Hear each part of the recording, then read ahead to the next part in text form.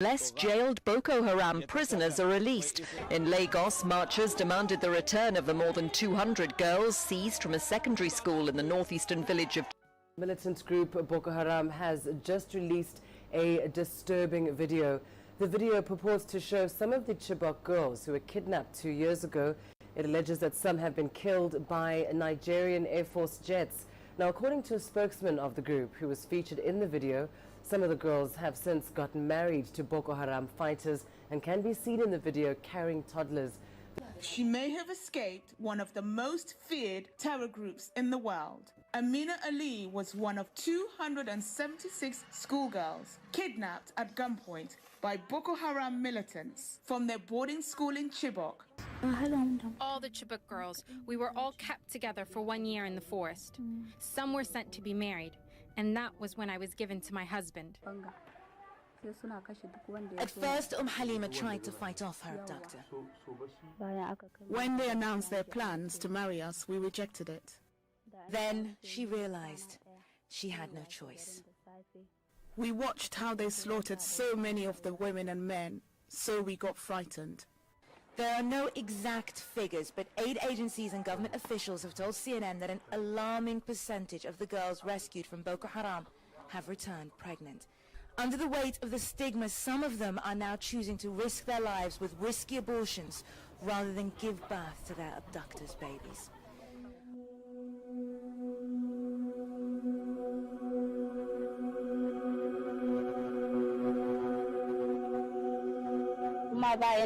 I said, how can I marry a man just like that?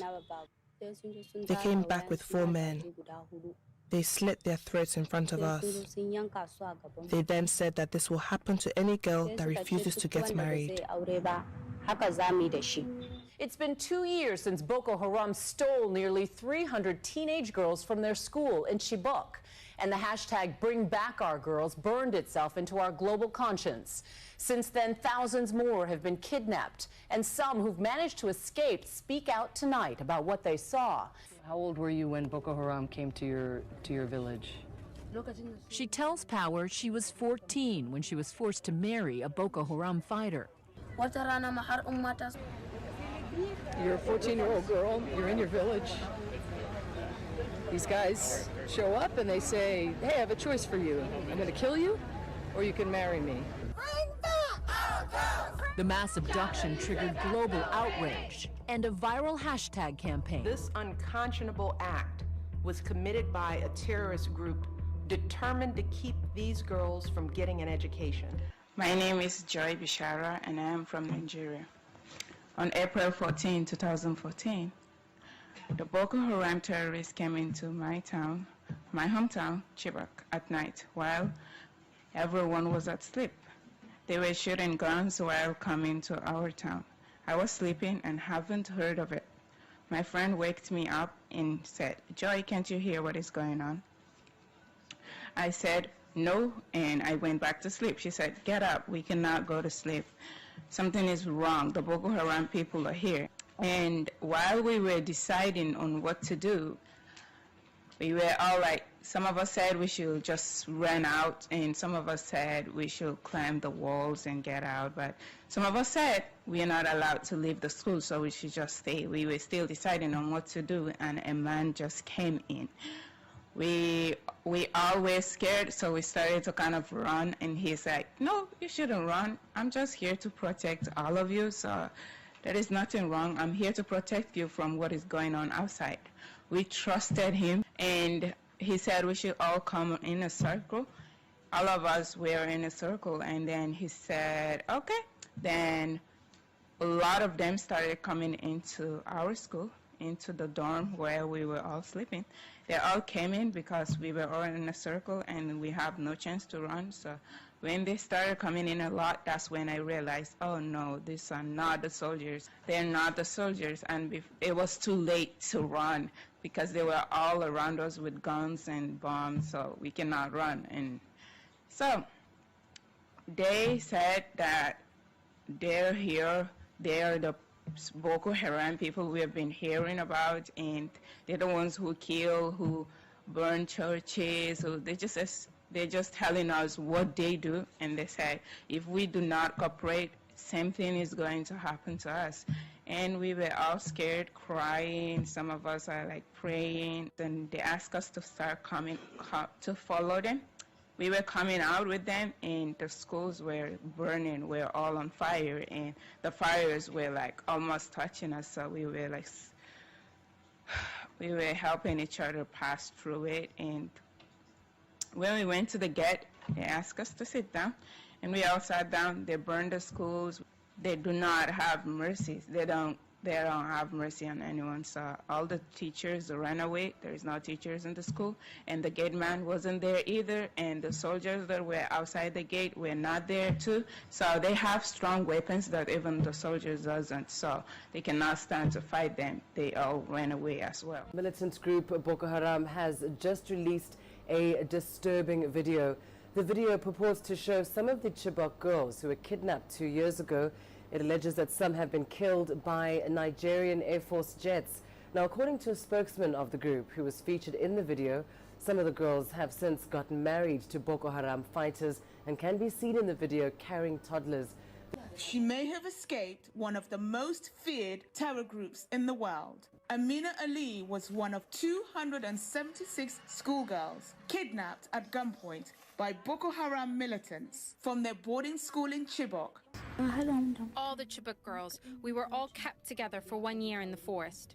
Some were sent to be married, and that was when I was given to my husband. At first, Halima tried to fight off her abductor. When they announced their plans to marry us, we rejected it. Then she realized she had no choice. We watched how they slaughtered so many of the women and men, so we got frightened. There are no exact figures, but aid agencies and government officials have told CNN that an alarming percentage of the girls rescued from Boko Haram have returned pregnant.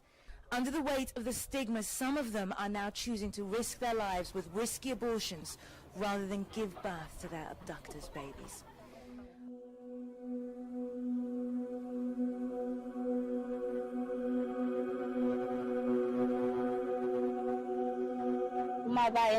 I said, how can I marry a man just like that?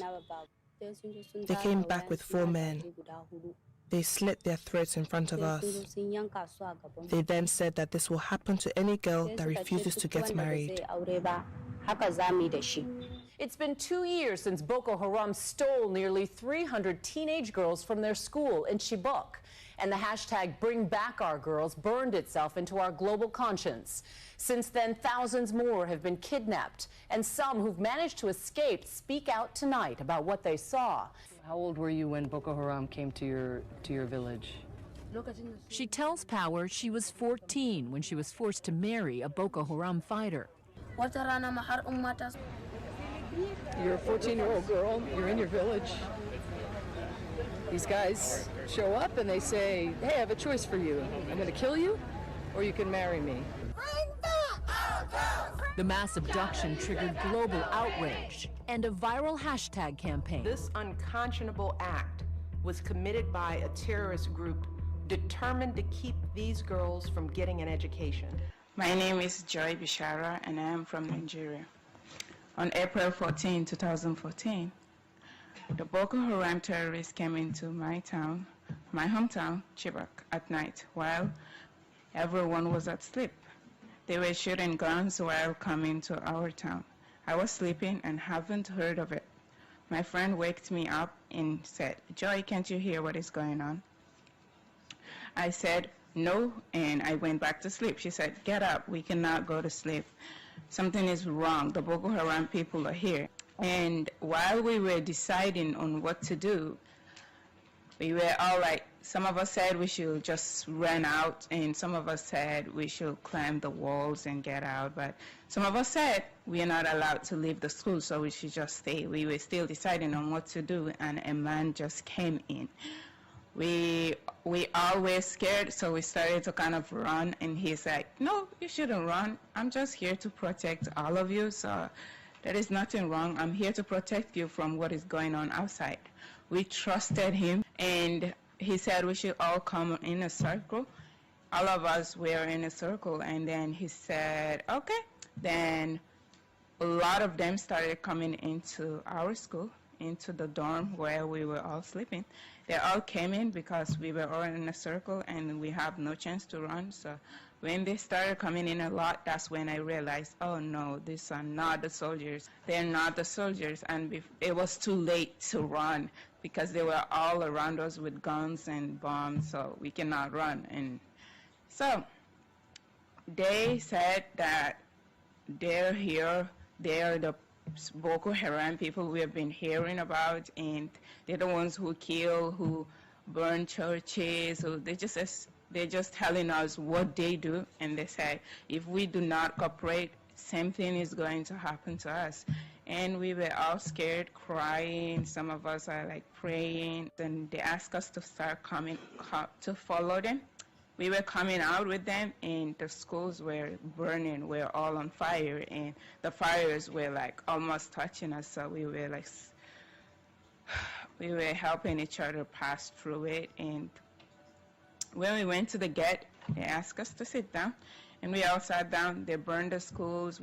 They do not have mercy. They don't have mercy on anyone. So all the teachers ran away. There is no teachers in the school, and the gate man wasn't there either, and the soldiers that were outside the gate were not there too. So they have strong weapons that even the soldiers doesn't, so they cannot stand to fight them. They all ran away as well. Militant group Boko Haram has just released a disturbing video.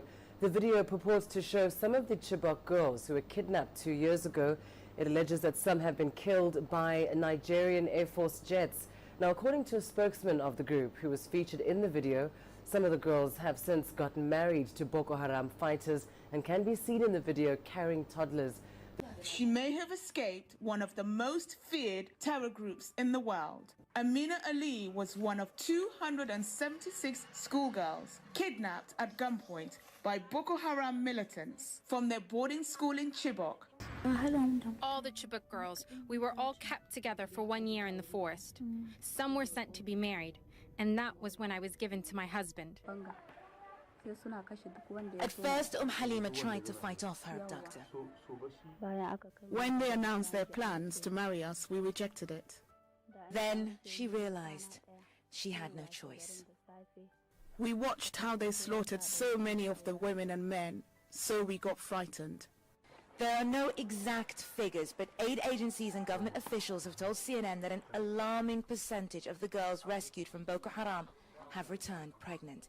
Under the weight of the stigma, some of them are now choosing to risk their lives with risky abortions rather than give birth to their abductors' babies.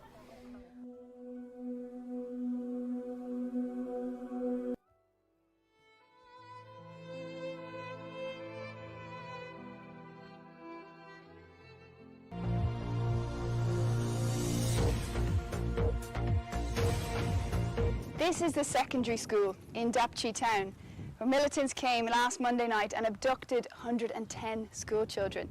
Over here is the dormitories, where most of the girls were at the time. It was around 7 p.m. in the evening that they came. And on this side of the compound, right down at the far end, is a gate where they supposedly entered. Girls heard them coming and trucks firing guns and letting off explosives. And they started running from the dormitory all the way along here. This is the path that many of the girls took to try and get away. The main exit is down that way, and you can see some of their discarded sandals. They're littered all along this path here. They ran here towards the main gate, but it was locked. So most of the girls ran this way and tried to scale the wall. But what they found on the other side was more Boko Haram. We spoke to one girl who managed to escape. She ran off in the other direction, but she saw some of her friends being taken and put into a truck by the militants. And as we know, they were taken away. 4 years ago, Boko Haram horrified the world when it abducted 276 girls from a boarding school in Nigeria. Now the Islamic extremist group has struck again. More than 100 girls have been abducted from a school in the town of Dapchi, and Nigerians are reliving the same nightmare all over again. Our Paul Tilsley is live in Johannesburg with more on the story. Paul. Hi, Shannon. The whole of this most populous of all African nations, Nigeria, is stunned that this nightmare, the apparent nighttime mass abduction of young girls, has been allowed to happen again. Over 100 schoolgirls gone, at a time when families not far from here in Chibok are still trying to get back roughly the same number of schoolgirls from an original number of 276 kidnapped by the same group of ISIS-linked terrorists 4 years ago. Same modus operandi. As night fell, Boko Haram burst into town, militants on the back of pickup trucks, firing indiscriminately, causing utter panic.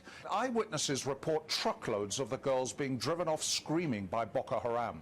Their likely fate to be raped, to be forced into marriage with Boko Haram fighters, their innocence the ultimate trophy. Tonight, as around the world the Bring Back Our Girls campaign, first created after the Chibok kidnappings, is being remobilized, it's clear that in Nigeria it will need more than a hashtag to bring these girls back. 105 students are still missing after a school attack by the Boko Haram group in Dachi in northern Nigeria on Monday. The parents of these missing girls are inconsolable. To try to alleviate their pain, the governor of Yobe State came to meet them. Ibrahim Gadam told the families of the students not to give up on hope. If this kind of thing continues to happen in our country, you will not have peace of mind. Then we will all continue to pray and seek them. On Friday, in a statement, the President of the Republic of Nigeria described the abduction of the Dachi students as a national disaster.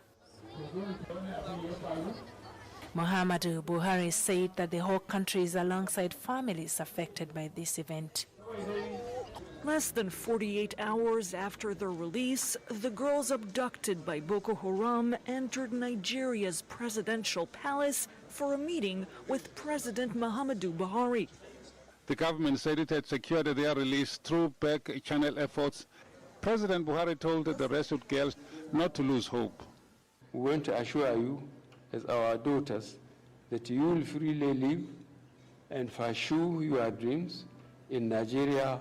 I want to appeal to the Chibok community never to lose hope or to despair.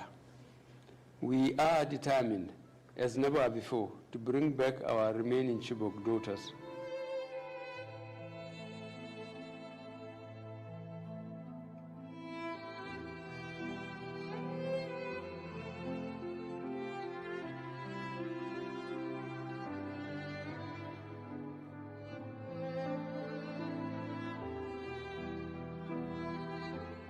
Just last month, an ISIS-affiliated faction of Boko Haram kidnapped 110 girls from a boarding school in northeast Nigeria, some as young as 11 years old.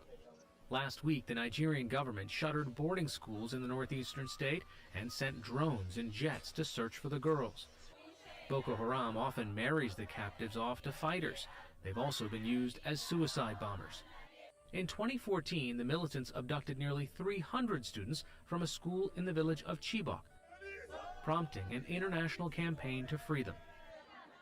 Recently, Judy Woodruff sat down with two young women who were abducted in 2014 and escaped. Yakaka was 15 when taken, Hawa 14. They were brought to the U.S. by a nonprofit called Too Young to Wed, dedicated to protecting young girls and ending child marriage. And a warning, their accounts are harrowing and disturbing and will upset many viewers. Thank you for being here. Yakaka, I'm going to start with you. Tell us what happened to you.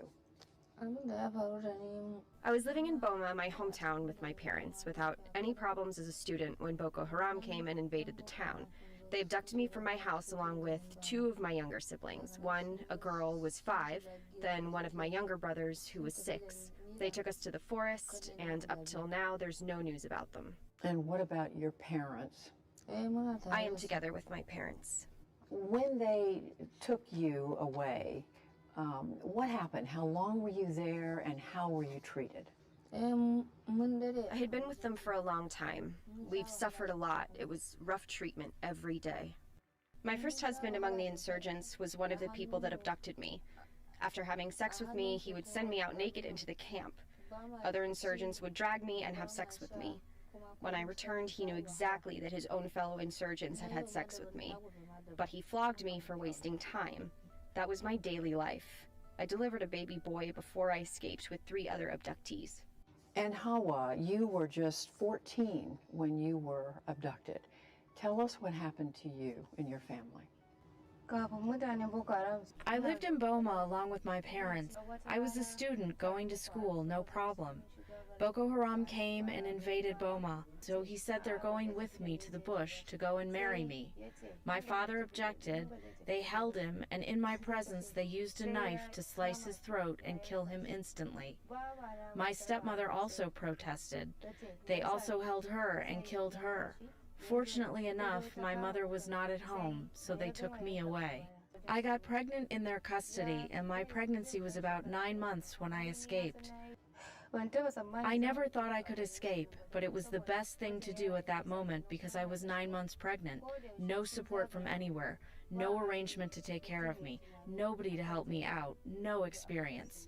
I felt I may die in the process of giving birth, so I better die while escaping. And what has happened to your child? 2 days later, I delivered a baby girl. I kept trekking. On the 3rd day in the night, my daughter became ill and she died. At first I thought she was sleeping, but later I realized that her hands became very stiff.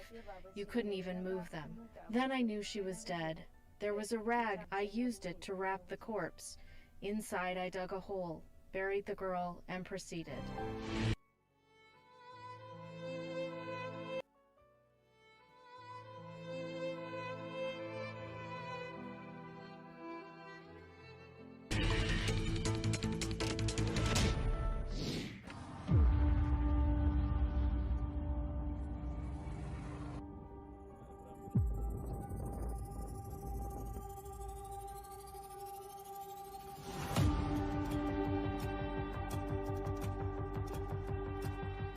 Usama Aminu is one of the boys rescued after gunmen stormed his school and abducted hundreds of children.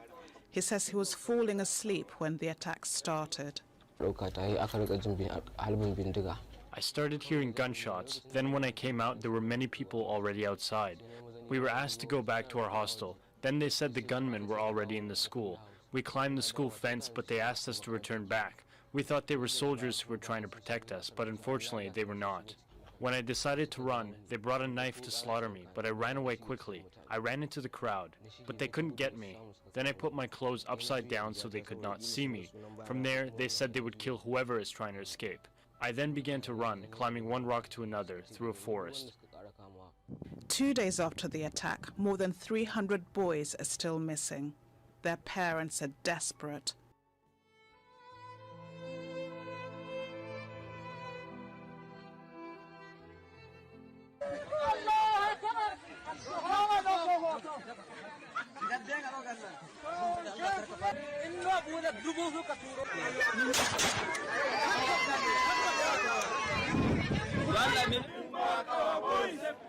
The incident has deeply unsettled residents in northern Nigeria.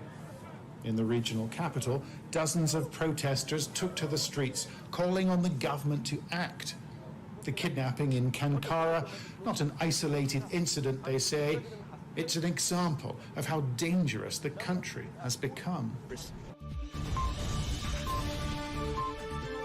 Gunmen believed to belong to a criminal gang have kidnapped hundreds of schoolboys from their hostels along with some of the teachers in central Nigeria, according to an official security source. Sources also said that the attackers wearing military uniforms stormed the government science college in huge numbers in the town of Kagara late on Tuesday, herding the students into a nearby forest.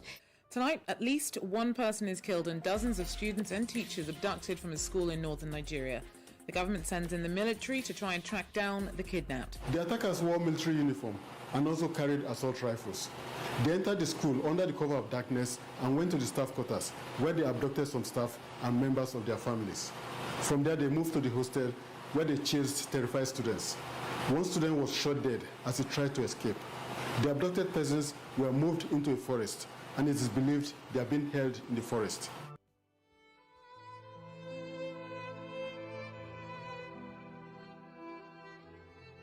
7 people have died after a Nigerian military plane crashed short of a runway in the capital Abuja on Sunday morning.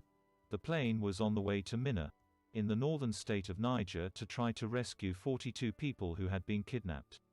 The Chief of Air Staff has ordered an immediate investigation. In a series of tweets, the Air Force asked the public to remain calm, await the outcome of investigation. Air Force spokesman Air Vice Marshal Ibakunle Daramola said that all those on board the small aircraft had died. Witnesses say they heard a loud sound, then the aircraft burst into flames, reports the BBC's Ishaq Khalid.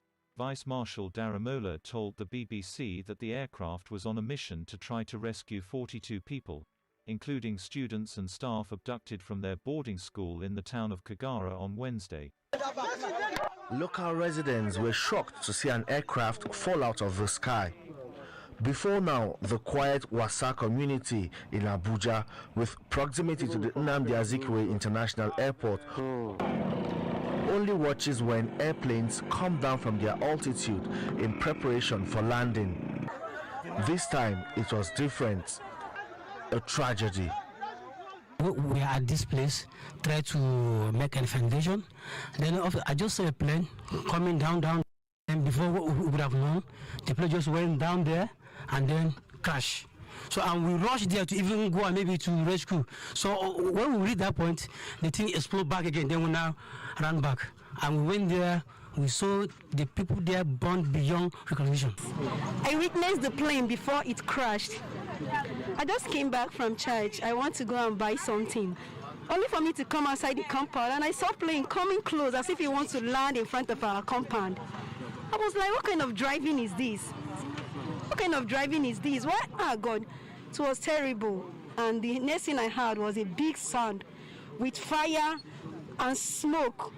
Boom! Ha! This is human being burning. I was so traumatized. I was like, God, what is this? Well, 7 people have died in a plane crash near Nigeria's capital, Abuja. The passengers were on board a military aircraft. They were heading to the country's Niger state to take part in a surveillance mission connected to the search for dozens of people abducted by gunmen last week. The gunmen attacked a school, killing 1 schoolboy and kidnapping at least 42 people. The cause of the plane crash remains unknown, though the military says the pilot had reported engine failure. The military is currently investigating the crash.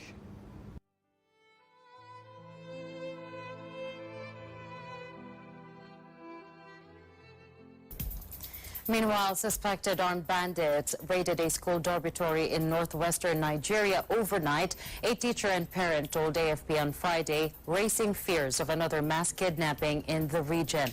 More than 300 girls are unaccounted for after a head count of remaining students, said a teacher at the government girls' secondary school, Jangebe, who asked to remain anonymous.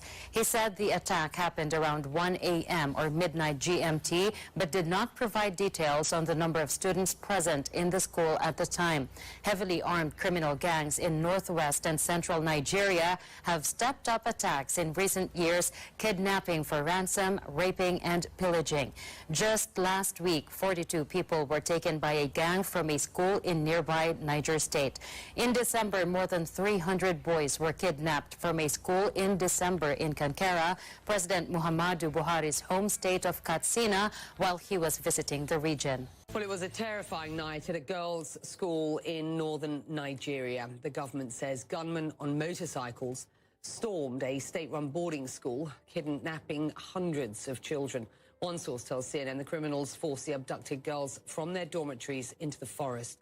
Some managed to escape the attackers, but it is believed more than 300 have been kidnapped. 1 police officer has also been killed. It is the second such brazen abduction in just over a week, and parents are distraught. They said there is security in our state, but there is no security, because if there was, this would not happen. For more, we can bring in Sam Olukoya, who's our correspondent in Lagos. Sam, thanks for being with us once again. What more can you tell us about this overnight attack at this school? What are the latest information? Well, I've been speaking with people in the area, including some parents, and they gave me a vivid account of what happened. It said that quite a large number of armed men went to the school. They divided themselves into two groups. One group attacked a military camp that was quite close to the school, and then the other group attacked the school. They were there for several hours. They were able to put the children together, and then they marched them into the bush. Officials in Nigeria's Zamfara state are in touch with gunmen who abducted 317 schoolgirls last week and are negotiating their release. The armed men took the girls from a boarding school in the northwestern part of the country, the region's second school kidnapping in just a week. Zamfara's governor ordered all boarding schools to close immediately after the kidnapping. It's a place where they should have been safe. But more than 300 girls were abducted from their boarding school in northwest Nigeria, taken from their dormitories at night. Among them were Yunus Muhammad's 4 daughters. Daddy called me, tell me the situation. We tried to come by that time. The exchanging fire between that robbers and soldier couldn't give us time to enter. Then we go back. Large groups of armed men operate in this area. They kidnapped for ransom. Just last week, 42 people, including 27 pupils, were taken from a science college in Niger State. And in December, 344 boys were abducted from a secondary school in northern Katsina State.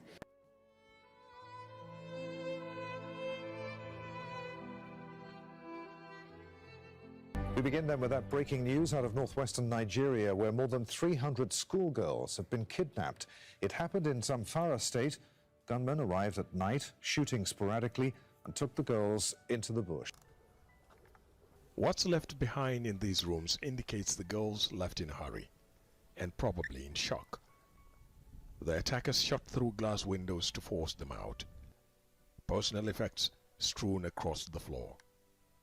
They were gone only for a few days, but the dry weather casts thin layers of dust on what was left behind.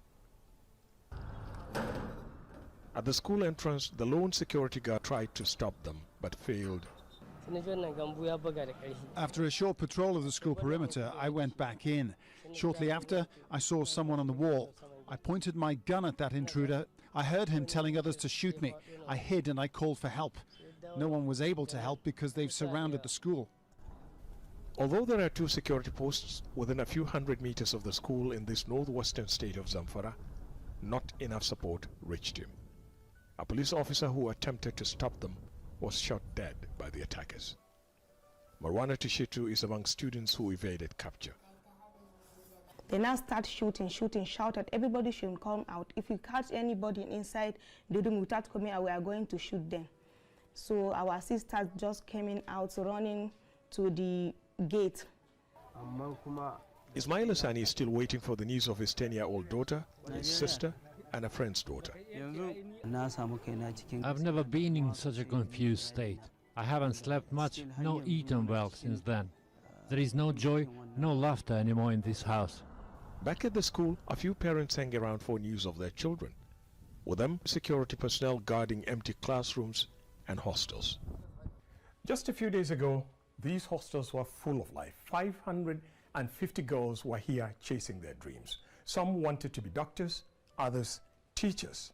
Then as they prepared for the night, armed men burst in. They herded and drove 317 girls into the night. Now the halls of residence are empty. The government of Zamfara state has now shut down all boarding schools in the state. But for some, the damage has already been done. Some parents insist their daughters aren't going back to school, saying the Nigerian government has failed them.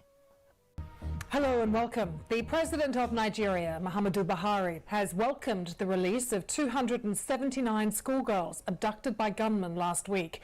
The governor of Zamfara state said he'd negotiated with the kidnappers and come to an arrangement. Most of us got injured on our feet and we could not continue trekking. So the captors said they would shoot anybody who did not continue to walk. We walked across the river and they hid us and they let us sleep under shrubs in a forest. This is a different sort of assembly for these schoolgirls to attend in the Nigerian state of Zamfara. Instead of a classroom, They sat in a government building with a little food to eat after a terrifying ordeal at the hands of kidnappers. 279 were captured at their school in a town called Jigebe, then forced to march into the forest. Most of us got injured on our feet and we could not continue with the trekking. They said they will shoot anybody who did not continue to walk. While we were walking, they were hitting us with guns and beating us with a cane and telling us to move on. Mass abductions have become increasingly common in northern Nigeria as criminal gangs and bandits seek payment for the children's return. For the pupils and the parents, it can be traumatic. Security analysts warn this criminal activity won't go away. For us to hear that all of them have been released, we're happy about that, but then you now say to yourself, where next? Because you're wondering, where is it going to happen again? Is it still going to be in Zamfara? Is it going to Niger? Is it moving to Katsina? That's a big issue. The girls were taken by a gang of men, 100 strong, in military-style uniforms. Local officials said they negotiated the girls' release. It's a common practice, and it may be necessary, but it fuels these terrifying crimes. John Sparks, Sky News. They arrived at dawn, limped their way into the office of the governor, exhausted, and some too sick to work. They served meals in an office where normally cabinet meetings are held. With their first decent meals in days, they gathered the strength to tell us what happened. They drove us like animals. Some of us were falling and getting injured. They made us trek for 2 to 3 hours and spent the first 2 days in the camp. They pushed us forward, threatening to kill anyone who refused to move. Despite the blisters on our feet, they forced us to walk further until we reached the second and then the third camp. The 279 students were kidnapped while they were sleeping in their boarding school dormitories in the town of Jangebe, in circumstances similar to the Boko Haram kidnapping of more than 270 girls in Chibok in 2014. It's not clear if these girls will have the courage to return to school, or even if their parents will allow them to return. The governor of Zamfara State insists dialogue with the bandits will continue despite the pitfalls. It's a very dicey situation. A lot of people are questioning the rationale behind negotiating with criminals like this, which will embolden them in terms of money, getting money from the government, or also rearming themselves and conducting more daring attacks.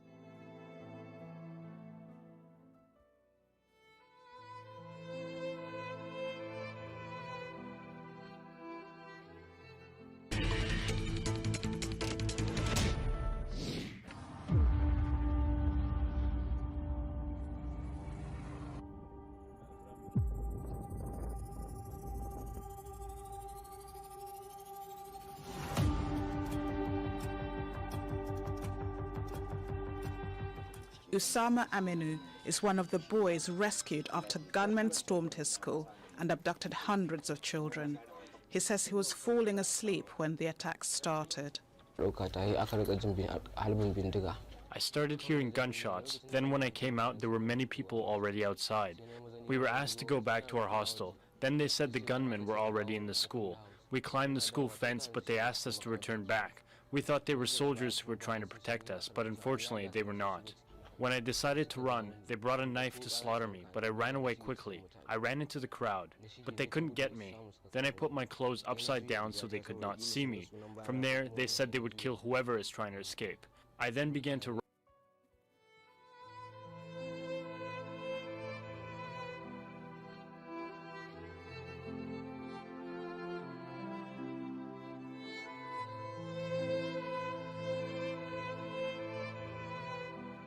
This is Al Jazeera.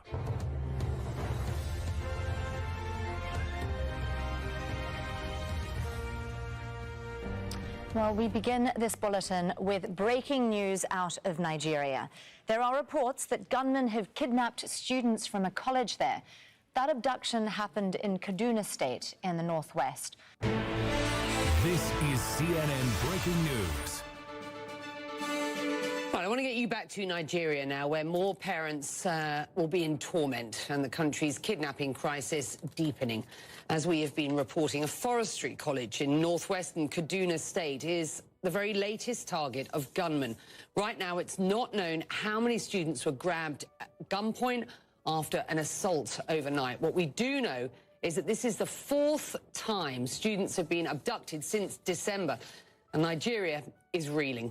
Well, civil rights activist Shehu Sani is the former senator of Mando, the town in Kaduna State where this latest mass kidnapping happened. He's critical of the Nigerian government's handling of the crisis, writing on Twitter, quote, "When they said that Jangebe kidnappings would be the last, it's clear that they really underestimated the enormity and gravity of the problem. Kidnapping is now a thriving, lucrative business, and students are now their stocks and gold mine." Well, it couldn't be clearer than that.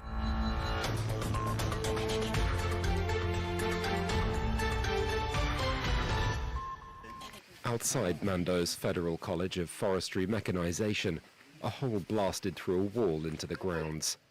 Gunmen had stormed the school in northwest Nigeria, abducting at least 30 students. It's just the latest in a string of such abductions in Nigeria over the last 4 months, and comes just 2 weeks after nearly 300 schoolgirls were kidnapped in Zamfara state. It sparked criticism of authorities for negotiating with so-called bandits, providing incentives for the practice to continue. This is the 4th such mass kidnapping in 3 months. It seems to be a sort of a vicious cycle where embarrassment is caused to Muhammadu Buhari by the ongoing phenomenon. Ransoms are sought, perhaps paid, and the kidnapping industry is actually fueled by the shocking nature of what's going on and by the media attention. Now to West Africa, the Nigerian security forces have stepped up efforts to rescue dozens of abducted college students who were earlier kidnapped in Kaduna, northwestern Nigeria. The Nigerian security forces have stepped up efforts to rescue dozens of abducted college students who were earlier kidnapped in Kaduna, northwestern Nigeria. The students were kidnapped by unknown gunmen in a raid on the Federal Government College of Forestry Mechanization, which is located near a military training academy. Earlier, media in Nigeria ran videos where hostages were shown pleading for help.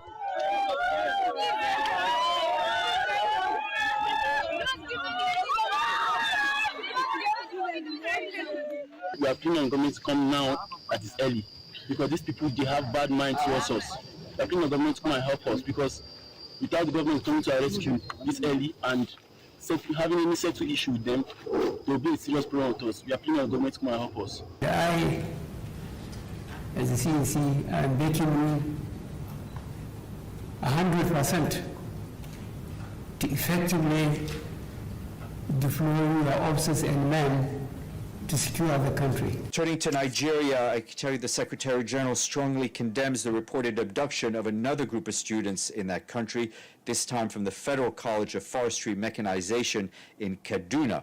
The Secretary General calls for the immediate and unconditional release of those students that remain in captivity.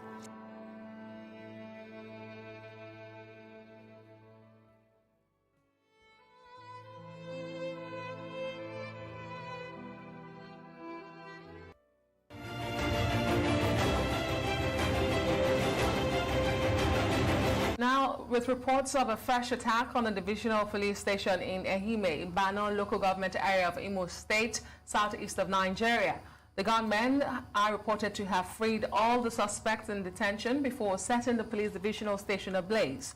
The attack is coming 24 hours after unknown gunmen attacked a correctional center in Owerri, freeing 1,884 inmates and raising over 50 vehicles. Vice President Professor Yemi Osinbajo visited the state earlier, where he condemned Monday's attack. And in that dream, they stormed Nigeria. They invaded them. And in that dream, they stormed Nigeria. Unknown gunmen in their numbers have attacked the Imo State Correctional Services using dynamite and other heavy explosives, before gaining entrance and release some inmates in the center. The hoodlums also attacked the police state headquarters, Owerri, while firing consistently with AK-47 rifles and explosives. Released some suspect detained in the SCID cell and put fire on so many vehicles parked at the headquarters premises, including the SCID office building. Gunmen on Monday attacked the Nigerian Correctional Services in Imo State and freed an unspecified number of prison inmates. Channels Television gathered that the attack occurred in the early hours of today, after which the hoodlums set the facility ablaze. The gunmen also raided the Imo State Police Command headquarters in Owerri and burnt almost all the vehicles parked at the command headquarters. Gunmen have freed more than 1,800 inmates from a prison in southeastern Nigeria. That's according to the prison's authority, which said rocket-propelled grenades, machine guns, explosive and rifles were used in the attack. According to a police statement, explosives were used to blast the administrative block and enter the prison yard. Large amounts of ammunition have been stolen. Gunmen have set the headquarters of the Imo Police Command on fire and attacked the Owerri Correctional Prison, releasing many prisoners. It was gathered that the armed gang overpowered security operatives at the facilities. It is unclear the number of inmates that were free, but many vehicles were set ablaze at the police headquarters in the state. We begin with the developing story of the attack on a Nigerian correctional service facility in the southeastern state of Imo, where an unspecified number of inmates have been freed. Reports say one person suspected to be a fleeing inmate was killed during the attack, which lasted for about 3 hours.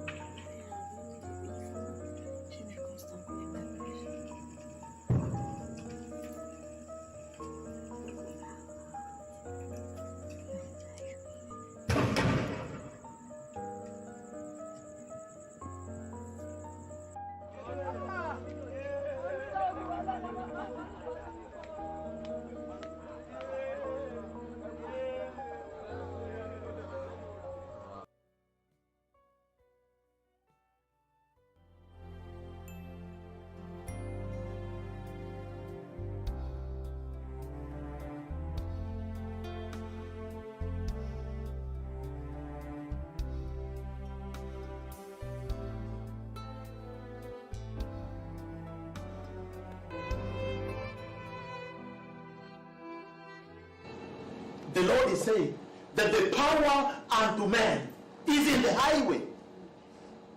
He says, even no ferocious beast shall come to devour you on the way. That is the true power of the Lord, right? Right? But I see in Nigeria, the ferocious beast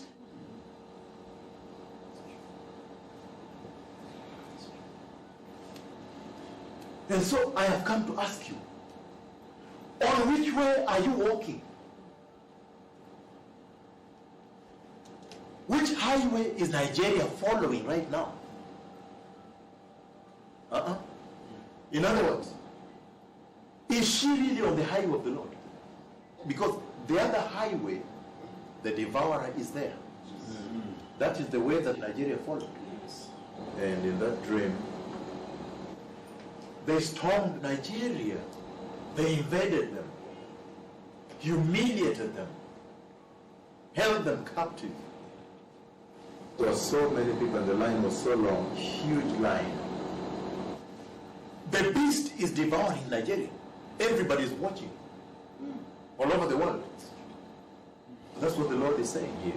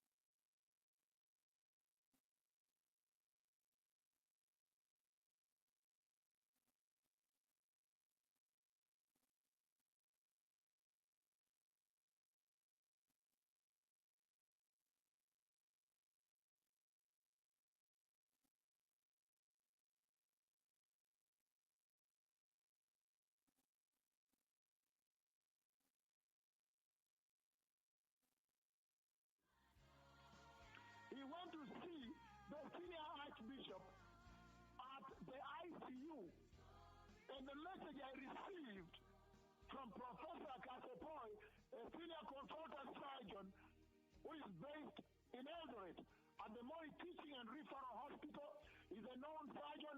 He is serving all hospitals around this country.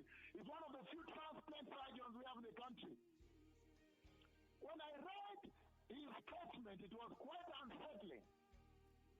He said that afternoon that I had been at the ICU and I've seen the Archbishop. He has taken a turn for the worst. The Archbishop, his condition has worsened. You know, you are talking about Professor Zachary Kasepoy. This is not coming from anyone else. Professor Zachary Kasepoy, whose life is all throughout as a chief surgeon, all the time, lead surgeon in all hospitals. If he gives you such a report, oh, your hair will stand. So, when I read his report, it looked like a report that will unsettle you. Except that the two prophets of Yahweh cannot go into a panic mode. No. Because they behold the authority of the Lord. Everybody now looks upon them because they know they're able to call upon the blood of Jesus and reverse the condition. They are the ones that pronounced the coronavirus. They are the ones that brought the coronavirus. And so, when that report came from Dr. Zachary, Professor Zachary Kasepoy, transplant surgeon, then I read it again and again, that the senior archbishop cannot talk. The senior archbishop, I've been there at the ICU, he cannot talk, and he cannot even breathe on his own. Now he's under life support. The machines have to support his breathing because the brain requires oxygen. The heart muscles require oxygen. The rest of the body requires oxygen. So now, I realize that this may not be good. And then later, the senior doctor that you see is live on air tonight, Dr. Kennedy Otieno, one of the top registrars of Moi Teaching and Referral Hospital in Eldoret, he also now gave his report. And he said the Archbishop's situation is not good.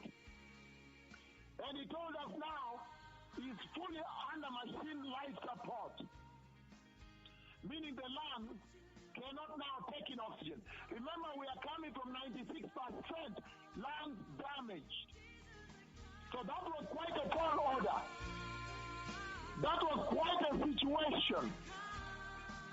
And so the whole night, the Archbishop cannot talk. They have now put the entire oxygen through the mouth and they are blasting it inside because the lungs are not able to take in oxygen and all the mucus fluids from the virus have blocked the lungs. Damage is unbelievable. And you know, when you're 96% damaged at the time you're entering the hospital, the next 2 days probably you are moving to 98%.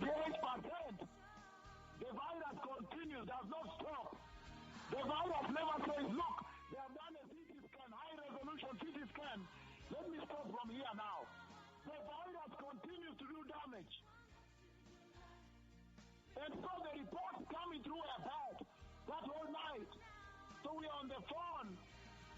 We are on the phone with the senior Deputy Archbishop General Chaka the whole night together in a conference call. Also, with the General Overseer Amos Wandera, Right Reverend Amos Wandera. And then it was quite baffling. When I got off the phone, I got tired deep in the morning now. I got tired and then I asked the Lord, say, Lord, does it mean that when he dies and he's in the coffin, now I have to go and resurrect him from the coffin? I now confronted the Lord to ask him about this because things have taken a turn for the worst.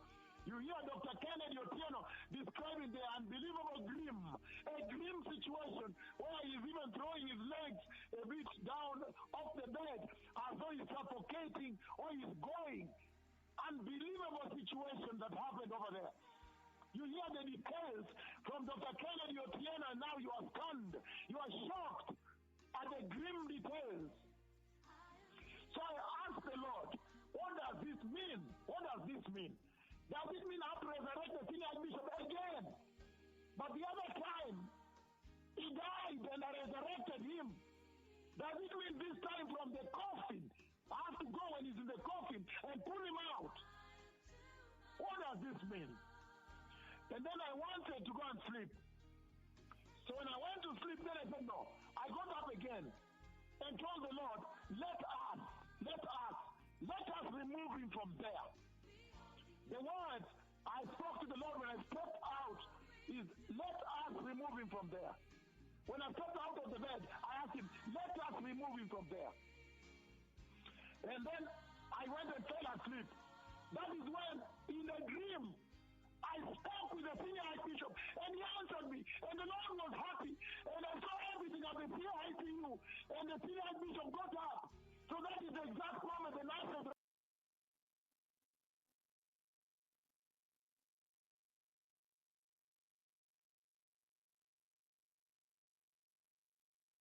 to pray for people. Hallelujah!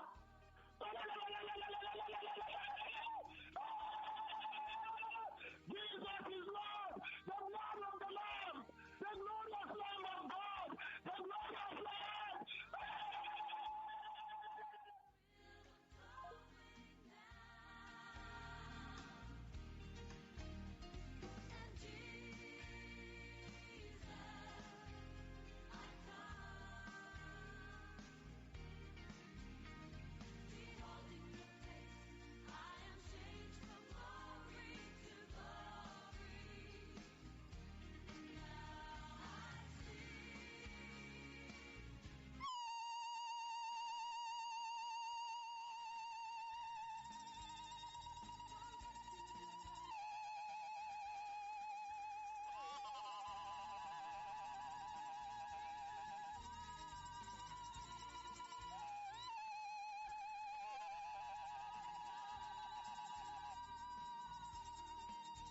Absolutely very, very shocking, beloved people.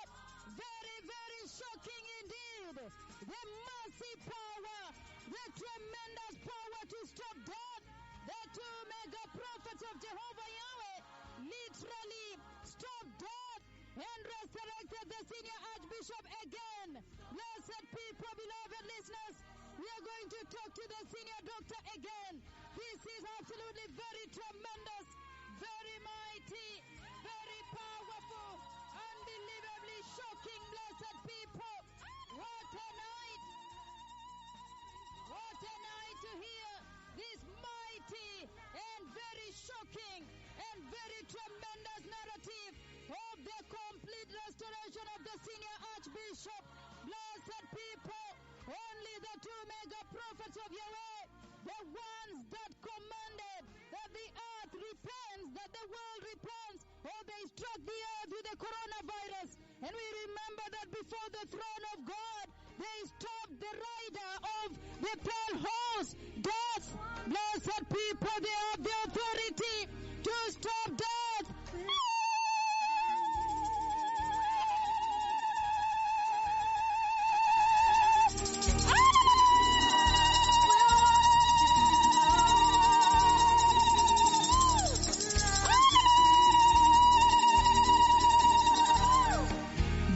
Very tremendous.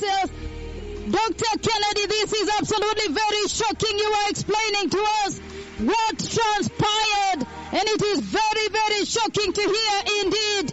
Dr. Kennedy.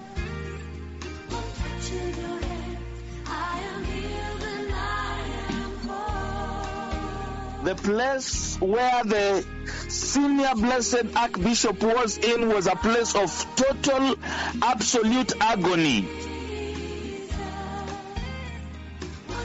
He was in total suffering.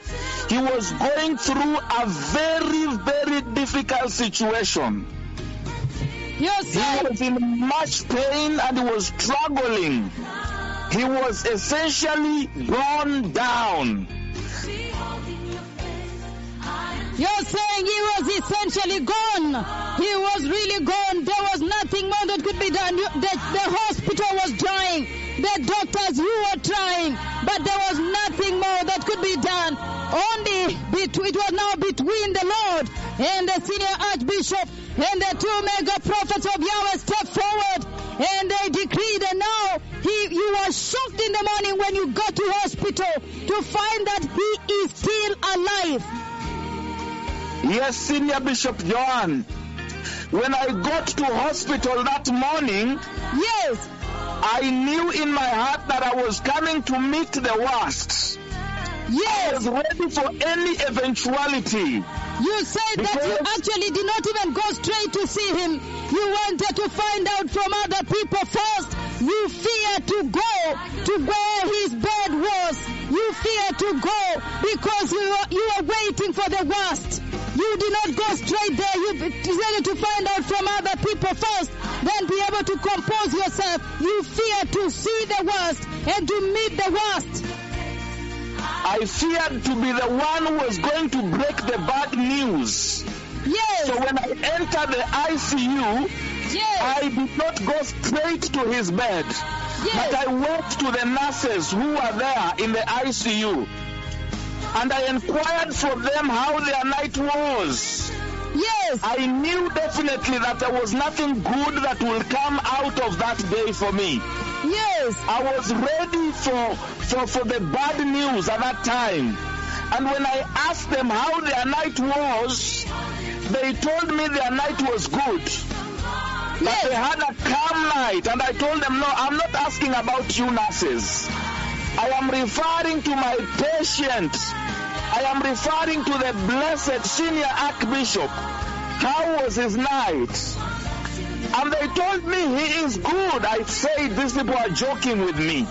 They do not understand how gross the circumstance is. I was here as late as around 1 a.m. last night.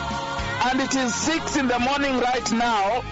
When I left the blessed senior archbishop, he was struggling.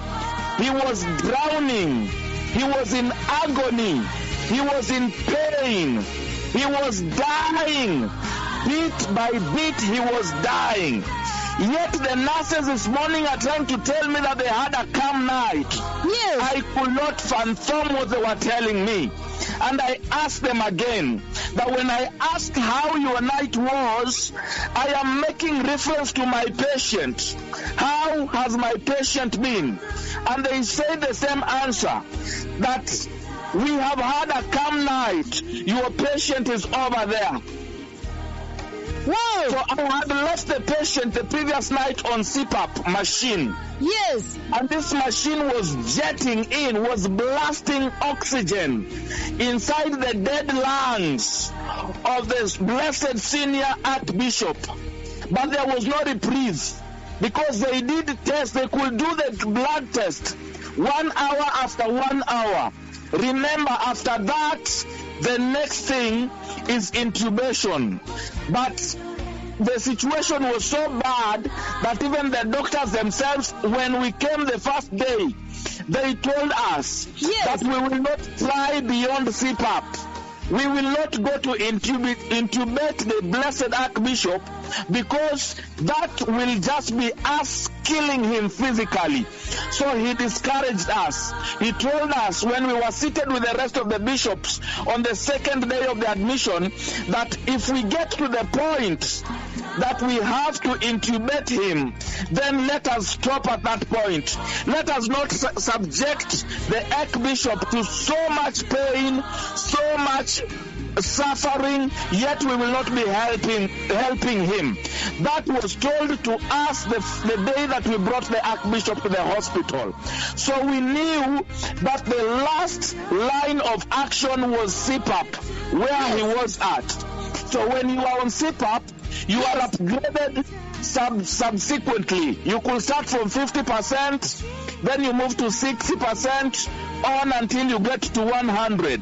But when they put the blessed senior archbishop on CPAP, there was no room for that. They pushed the machine to the maximum, 100. So he was receiving more than 100 liters being blasted in his lungs. Because that was the last line of action, and the CPAP was failing.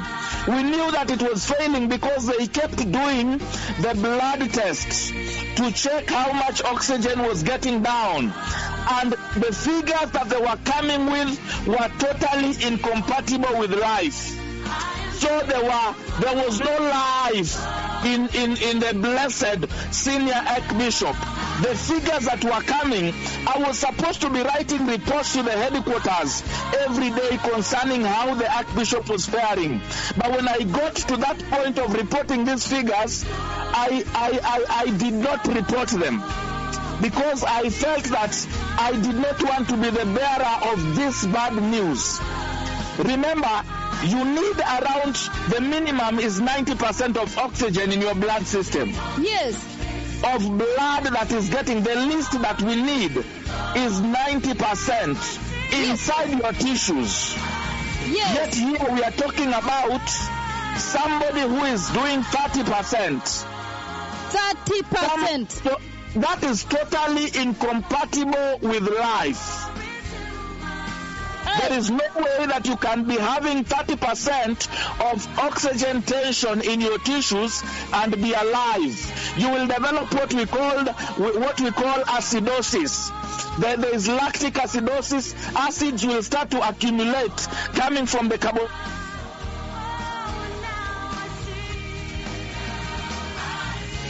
And yes, please come again, please. I am saying that if you going down there, you will start to develop what we call respiratory acidosis. Yes. So acids, which are supposed to be taken out when you exhale carbon dioxide out of your body, will start to accumulate within your muscles, and in no minute you will be dead. That is where we had reached with the blessed senior Archbishop. There was no hope. And even to treat acidosis, we need oxygen. Yet the lungs that are supposed to take oxygen are dead. They are not viable. They could not help us. So we were in a very, very, very bad situation. We were in a very, very bad place with a blessed senior Archbishop. We were at a very, very bad place. There was nothing good that we could speak of. There was no good report that we would have brought from this hospital. We were talking about deaths. We were only waiting for the time that they will call us and tell us to allow them to switch off the life support machine. Hey, you are saying you have seen many patients. You have encountered these conditions in the ICUs, and you're saying the next thing you are waiting for, considering the condition of the senior Archbishop with the lungs dead, and then they are trying to pump in a lot of oxygen, is not working. You're saying the next report, the next news you are waiting for when the phone would ring would be, allow us to switch off the machines. He is gone. He is dead.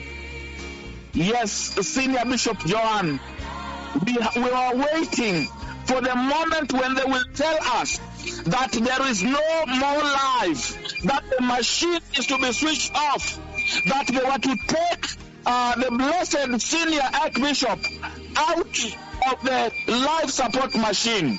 That is what we were waiting for. Very, very serious indeed. Absolutely serious. So you're saying when you got in the morning, it was difficult for you to go to the senior Archbishop. The blessed senior Archbishop you knew where his bed was, but you did not go straight there. You wanted to hear from somebody else. Maybe they'll give you something else. You didn't want to go and see it and recognize and realize that he's gone. Yes, Senior Bishop Joan, I was hoping they will tell me something else. I was hoping they will give me something that will at least calm me down, something that will be worth reporting. I was hoping they will tell me, but when they told me that they had a calm night, I knew they were now being ridiculous.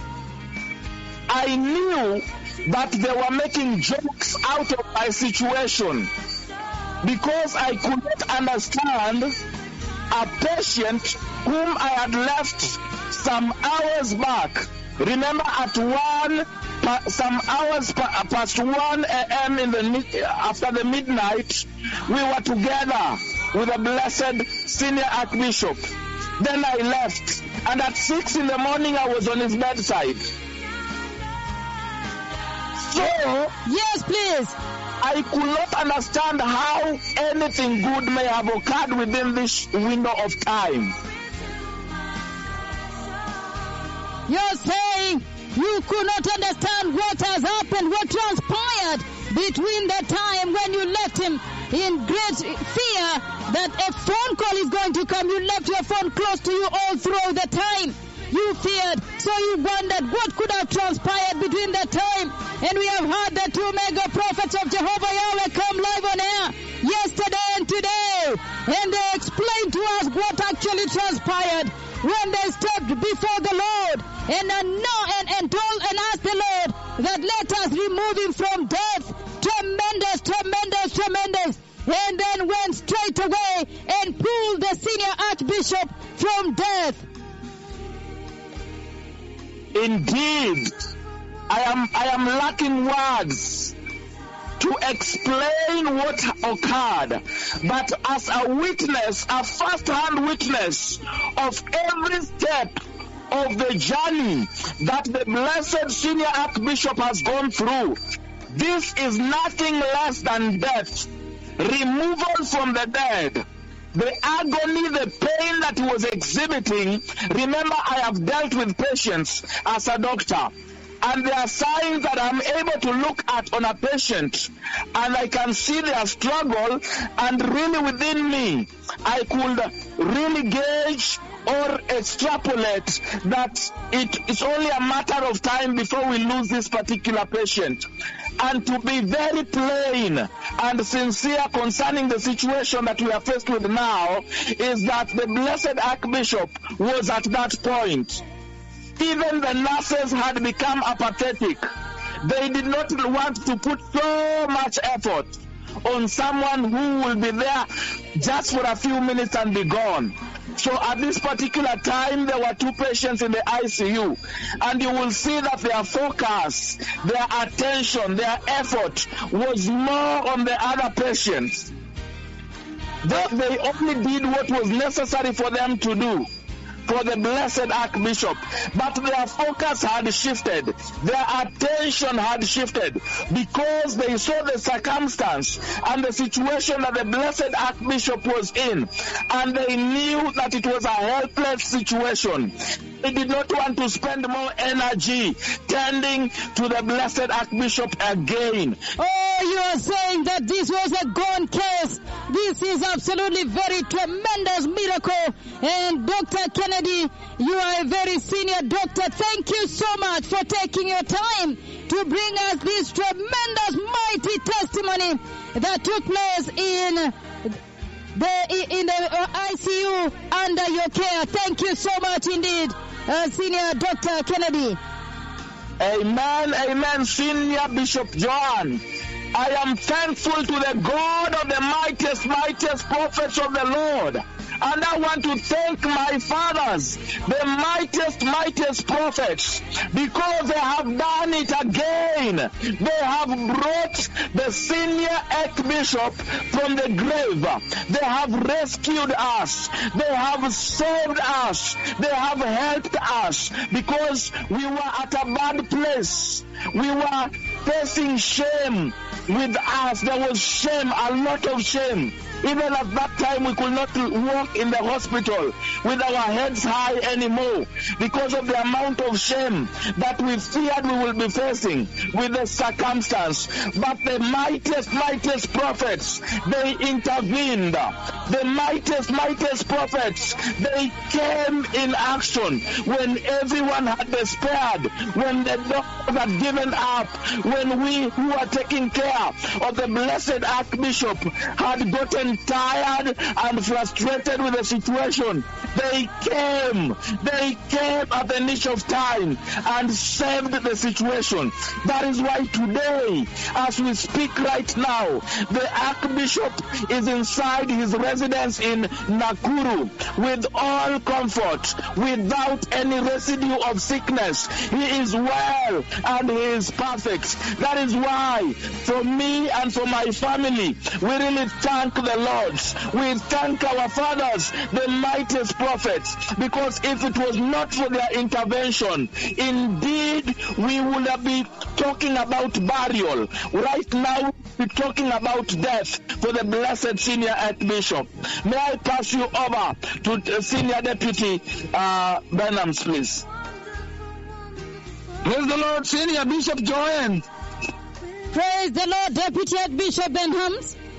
I want to take this opportunity to thank my lords, the mightiest prophets of Yahweh, for loving us as Kenya and bringing back the senior Archbishop into the ministry. He has saved us. He has removed us from shame. And forever and ever, we will worship. We will glorify the God